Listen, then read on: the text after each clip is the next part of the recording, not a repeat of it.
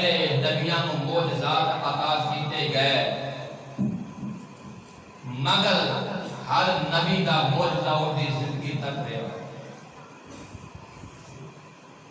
ہر نبی دا معجزہ ان کی زندگی تک رہا ہے، مگر حضور نے فرمایا اللہ نے مینوں وہ معجزہ دیتا ہے جڑا پہلے کسی نبی نوں نہیں عطا کیا۔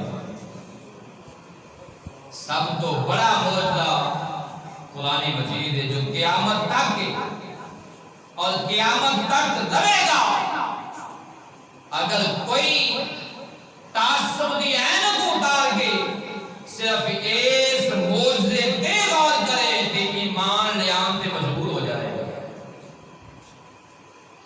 اور اس معجزے نے کئی لوگوں نے مسلمان کیا۔ حضور دا یہ معجزہ بن کے جڑی قیامت تک کسی طرح رہے گی، یہ حضور دا عظیم معجزہ ہے، اور یہ ایک عظیم معجزہ نہیں، حضور دے کئی معجزے نے جڑے حضور دی زندگی تک نہیں بلکہ قیامت تک ہیں۔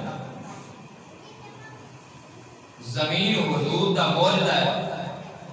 حضور نے فرمایا میری امت واسطے اللہ نے زمین کو مسجد بنا دیتا ہے، زمین کو پاک کرنا ہے۔